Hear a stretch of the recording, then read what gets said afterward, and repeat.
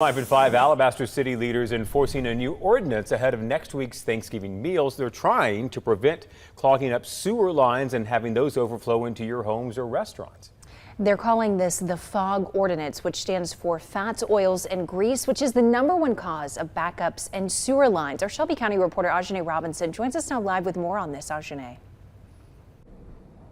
Well, Jonathan Morgan, due to past issues with clogged sewer lines at restaurants in the promenade, the city wants to make sure that these restaurants don't have to shut down for a period of time. Now, when restaurants get rid of and dispose of oils and grease, the excess gets washed into the sewer system. When it cools, it hardens, causing the sewer lines to get clogged. Now, this causes the lines to overflow, which gets the city in trouble with ADIM. Now, this ordinance will allow the city to inspect and make sure all restaurant grease traps are maintained properly with the right equipment. The city also plans to create a twofold educational campaign for homeowners.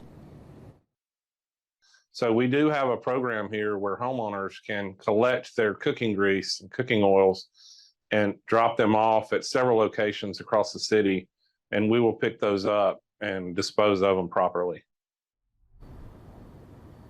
Now, the city plans to roll out this new ordinance at the first of next year. They plan to hand deliver letters, brochures, and copies of the ordinance to make sure everyone is informed. Reporting on Shelby County, Ajane Robinson, WBRC, Fox 6 News, on your side.